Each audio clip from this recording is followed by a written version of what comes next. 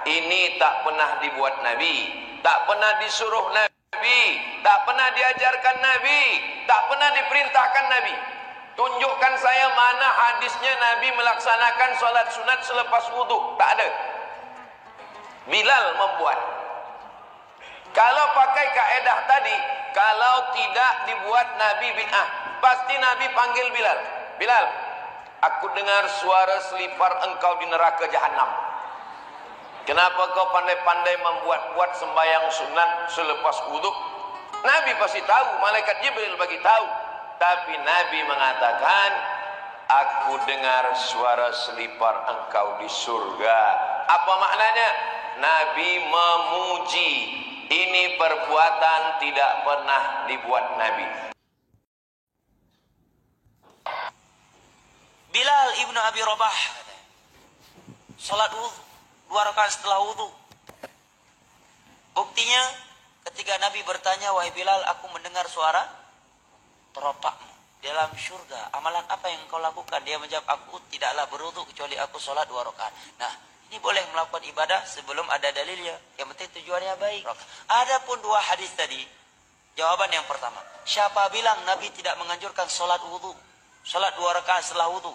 Dalam hadis Bukhari Muslim dari Utsman bin Affan, setelah beliau mempraktekkan sifat salat Nabi, kemudian beliau menyatakan, demikian aku melihat Rasulullah sallallahu alaihi wasallam berwudu.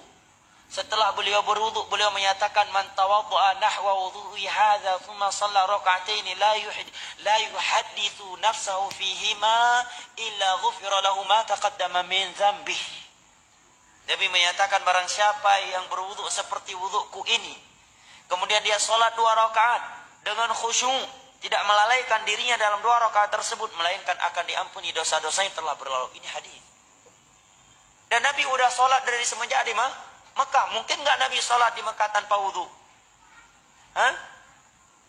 Subhanallah. Itulah kalau sudah hawa nafsu yang bermain, jamaah.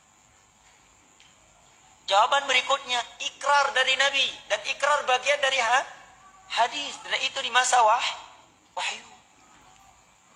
Adapun sahabat membaca Al-Ikhlas tadi, karena beliau mengambil keumuman ayat Allah, faqra'u ma tayassara minal Qur'an, bacalah apa yang mudah dari Al-Qur'an dalam salat. Al-Ikhlas bagian dari surat Al-Qur'an. Lebih dari itu beliau melakukannya di zaman wahyu, di mana agama belum sempurna kecuali setelah Nabi diwafatkan, dan diikrarkan, dibenarkan oleh Rasulullah. Anda buat bid'ah ini, siapa yang mengikrarnya? Anda sahabat? Bukan. Zaman wahyu? Bukan. Yang mengikrarnya siapa? Rasulullah? Bukan. Abu Nawas? Iya. Ya kan? Ada juga yang mencari dalil untuk membolehkan bid'ah. Tuh, Umar menyatakan nikmatul bid'atu hadhihi. Masya Allah, ilmiahnya dengan tanda kutip. Sebaik-baik bid'ah, senikmat-nikmat bid'ah adalah ini, tatkala salat tarawih di masa beliau dikerjakan berjamaah. Jawaban kita, itu Umar. Pertama kita jawab, biar lebih telak lagi. Itu Umar, Anda Umar. Anda Umar, tapi Umar akhir zaman. Satu.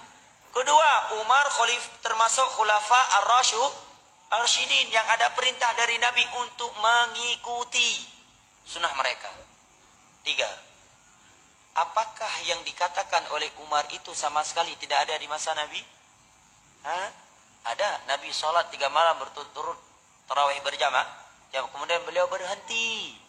Beliau berhenti melakukannya karena khawatir akan diwajibkan kepada umat ini. Sekarang maulid. Ada Umar katakan, maulid nikmatul bid'ah hadhihi, sebaik-baik bid'ah adalah ini.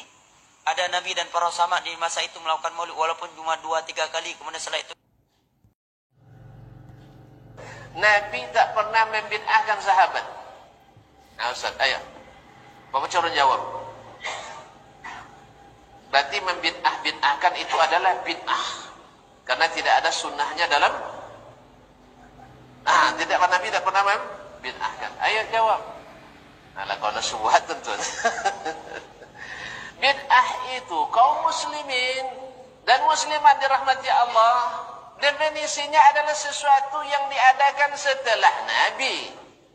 Makanya bid'ah tidak ada di zaman Nabi.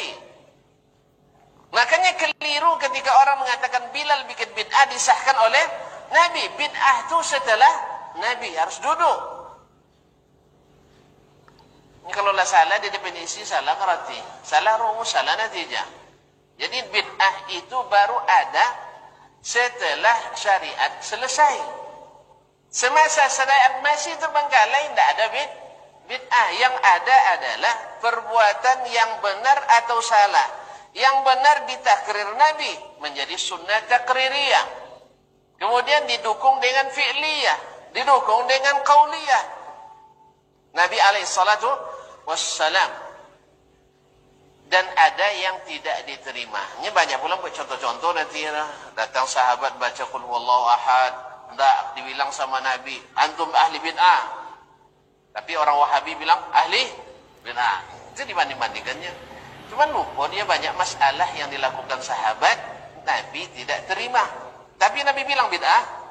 Tidak, karena bid'ah itu ada setelah Nabi. Sama dengan ijma'. Ijma' tak ada di zaman Nabi loh. Mana yang pernah belajar subiki kadang-kadang mah. Ijma' itu tak ada di zaman Nabi. Ijma' itu baru ada setelah Nabi sallallahu alaihi wasallam. Makanya dalil di zaman Nabi ada berapa? Yang belajar usul fikih. Nyawa atau tuduhan azal usul fikih itu syariah. Dalil di zaman Nabi ada berapa? Duanya. Alah, kenapa kurang cik? Yang ada di zaman Nabi satu, Al-Quran. Dua, sunnah. Ketiga, Al-Qiyas. Jadi dua qiyas pada ijma' lah.